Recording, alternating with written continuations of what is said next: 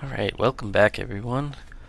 Today we are gonna be doing a bit of base building here, crafting up a little bit of things here and there, and then probably gonna do another run through and get some more robot parts. So this is probably gonna be a fast-paced video where we'll get back to manufacturing towards the end to set you guys up for the next time. So till then, everything's just gonna be sped up for this one.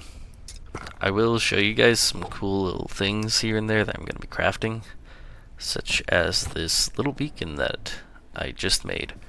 So this is actually really cool for multiplayer and stuff, or just in general. I can set a little waypoint here, choose a little icon for it, and then anywhere I go on the map, or at least in the facility or wherever I put it, I'm going to be able to see that icon to help me find my way back in general. Here we're also going to be making a toilet to get things done, so that way I can start collecting my own poop and whatnot. But I'll stop talking and just let you guys kind of see what's going on here with that. So with this being the 10th episode of this series and I haven't given up yet, I thought I'd tell you guys why I'm still uploading at this point and haven't given up. The short answer is that this is more or less slowly becoming a passion project for me. I've always wanted to do YouTube gaming videos since I was a kid. I just never had the time or money or the confidence to do it. Now that I'm starting to become like an old man, I'm in my 20s, but I still want to share some of my stories and experiences with you guys, and who knows, maybe you guys might find this stuff entertaining. Now, even though I know it's such a rare chance that my videos will be seen, I don't really care as much as I thought I would. I've got a stable life outside of all this, and now this video creation is kind of more just a hobby for me now, that I'm just kind of enjoying learning how to do things. I've been able to learn a lot when it comes to just recording using OBS, and been editing with CapCut, and just kind of generally enjoying learning how to do more things, adding sound effects, transitions, and whatnot. And at this point, if people watch this and have a good laugh or enjoy watching my content, that's just a plus on what I'm doing at this point. For now, though, I'm just gonna keep going until it's no longer fun or enjoyable. So if you guys are watching this now and you do enjoy stuff, I hope you actually are enjoying just me. I'm hoping in time I'll keep getting better at this, get some more confidence. Maybe once I'm actually proficient in things, in particular recording proper things and whatnot, I definitely would love to have more videos where I can show you guys my friends and how we play games and whatnot. You can hear some of our goofy shenanigans, and yeah, I just think at this point I don't care whether or not this YouTube thing becomes a big success or whatnot. I just rather have fun and try and share it with whoever wants to watch me, I guess. So thanks if you're still watching this now. So right now we're just killing a bunch of robots to get their CPUs for those computation blocks, but also I'm planning on using some of those blocks. We can trade the blacksmith to get anvils, which we can scrap for the metal scraps. You get like a lot. I think you get like 20, so it's a lot easier than trying to find them on my own. And now you guys can watch a very embarrassing moment where I don't look where I'm going. So here you go. All station perforations will be reset. 3, 2. Yeah, that was a bit embarrassing that I literally just entirely forgot to jump, which really sucks. But here also we're about to experience a raid, and cool thing, now that I've gotten into manufacturing, we have a new raid type. As you can see, we got the radio crackle is heard nearby. So essentially those soldiers now are added into those raid pool that it can draw off of for potential raids. And I believe this one is just sending like a squad down to try and fight me. So adds a little bit more creepiness, especially that I don't have any real base defenses set up. I could set up a Choppinator, but that's not what I want to do. I got this guy spawning in the conference room trying to kill a pest, so we're gonna try and take him out real quick. If we don't get caught on the chairs here. Surprisingly, these guys are pretty easy to kill when you're meleeing, because as long as they're not shooting, you can kind of like bait them into shots by just running up to them into melee range, and then they try to bash you, and then you can outrange them with a spear or something like that, or just kind of kite them, because I think their main damage really comes from their guns. Now we got, looks like a medic and a captain. See, these guys get a little more challenging just because he's got a Magnum, which is definitely more than that security pistol, and then the other guy here has an SMG.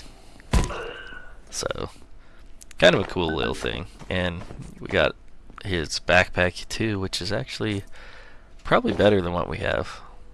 So, we're going to be taking that. Cool little thing with the radio backpack, it actually gives you more battery life for some of your stuff. Or I think it's like your battery for things lasts longer or something like that. Kind of a nice little thing. But anyways, we're going to speed things back up here. So, I thought we'd read off, since we're killing robots anyways, let's go talk about the security bots. So, GASS security bot. Designed to protect gate facilities from internal threats, the Gate Automated Security Sentience program was initiated in 1985 after the infamous Toriel facility decompression event. The aim of the project remains to create fully sentient artificial intelligence, but at present, the robots are best suited to patrol operations in low security sectors and keeping the vending machines stocked. So essentially these guys kind of like mall cop, but also they just restock the vending machines. That's why they drop a lot of soda for us. It's pretty cool. We got an entry here for Marion, the acolyte that we saw in Flat Hills. He is one of the few remaining denizens of Flat Hill. Marion worships the composers like gods, convinced that they are harbingers of a greater fate. So he's like kind of some sort of cultist or something. We got the blacksmith, who we just met. He is the blacksmith forge, which stands for fabrication expert engineering genius, an all-round mechanical mastermind. The blacksmith is rumored to be able to perform parametric modeling in his head. The fact that he is never without full body protective wear is now an accepted fact. A subject of rampant speculation among the manufacturing team, no one is entirely sure how he was recruited to Gate. This much is known. He was hired by Frake. Any more than that, she's not saying. Dr. Jenik Feldman has secretly recorded the blacksmith's speech and observed that his vocal patterns are strikingly unique, even singular, matching no precise linguistic heritage he is aware of. Then we got one for manufacturing, engineering and fabrication, the industrial heart of the Gate Cascade Research Facility. The manufacturing sector is responsible for designing and engineering all research equipment and machinery for study within the facility. as well as fabricating technical and specialist tools for other gate facilities. It is here the facility's origins as a decommissioned lithium mine are the most clearly visible. So I'm guessing that means that we're going to be actually seeing some caves and stuff in the mine, or sorry, manufacturing. But since it seems as though Gate Facilities was built in a lithium mine, that's about what we should be expecting when we get further in to the base. Trying to debate whether or not it's worth getting that tier 2 hacker yet, or if I should save. Might have to save it. So yeah, we are able to now get our own poop, which we will be using to make fertilizer, well, I guess compost. For that, the bags of fertilizer essentially are going to be used for us to make gunpowder. Well, not gunpowder, but I think it just skips that gunpowder step and goes straight into ammunition and bombs and stuff. As I know later on, it will be useful. I think grenades in this game are actually some of the strongest, but now we're actually heading back into manufacturing so we can slow things down again. Alright. Send the tram back that way since we're probably going to be taking a cart all the way back and can't fit that on the tram.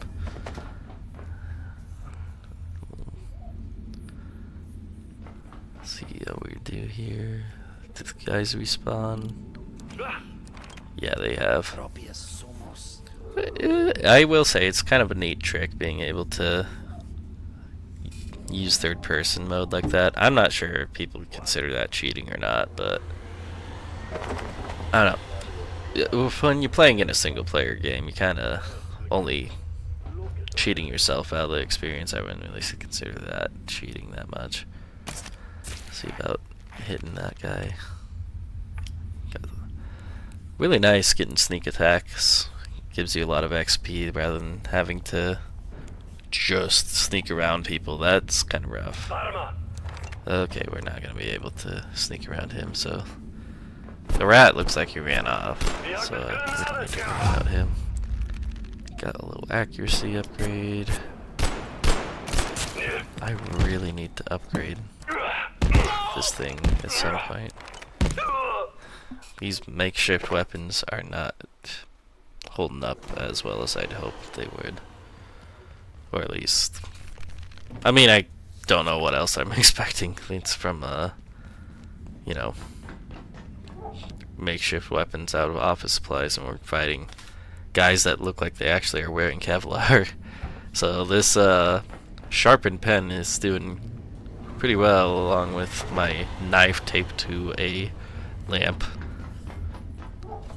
But yeah, we're probably just gonna get our last little bits and bobs here and start wrapping things up here.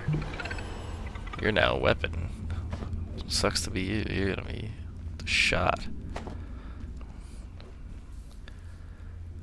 Let's see. I guess the XOR didn't spawn back in. Neither one did. Okay. Oh, cool. So that keeps it. We just have a spiky potato in our vacuum ready to go at a moment's notice. Some free XP there. Floating bolt, nice. Alright, so I think we're just gonna speed up. We're gonna clear the boxes in this area here too. So, yeah, kinda like what I said at the beginning, this is just more of a gathering supplies video. Well, not that entertaining. Reading off a little bit of journal entries and just giving you guys a little chat here and there. Thought would be too bad. Maybe as things go on, I think we'll probably cut out a lot of the, you know, scrapping and stuff, and maybe not. I kind of like the way this format's kind of going. At least it gives me time to read you guys the journals and whatnot, to, you know, just have little bit of downtime, so it's not just all action, and you guys can, I guess, don't really care for it. You can skip around and whatnot, but totally up to you guys. I wouldn't mind any feedback if anyone does want to comment and say like, hey, please just get rid of this stuff. We don't want to see you ripping pipes off the wall every 10 minutes. So yeah, we might maybe skip some stuff here and there as we're gonna bring this stuff over. Cool thing, that barrel that I have is gonna be really good later on. The barrels in manufacturing, I highly suggest people pick them up. There's a lot of barrels here, but essentially barrels can store liquid, kind of like how we already have the water coolers, but the water coolers can only store like 4,500 milliliters. The barrels store, I think it's 10,000. So it stores like almost twice as much, and it's just genuinely a better deal. Plus later on it'll be even easier for us to maintain water. Currently I haven't really been doing it much, but we'd have to boil water. I'm kind of just hoping to have the water coolers that we do have kind of stretch out as much as possible. No guarantee that that's gonna happen, that we won't have to boil water at some point, but at that point, unless we have like more journals and stuff or more stories that I could immediately think of, we're probably gonna pass on that, so that way you guys aren't going to be bored to tears watching literal water boil. I mean, nobody even has the patience to do that in real life, so I'm not gonna turn this survival simulator, or not a simulator, but survival game into real life cooking sim. But yeah, we're gonna just put everything aside here and kind of wrap things up, so that way we can go deeper into manufacturing next time. So thank you guys for watching, and we will hopefully see you guys in the next video. See ya!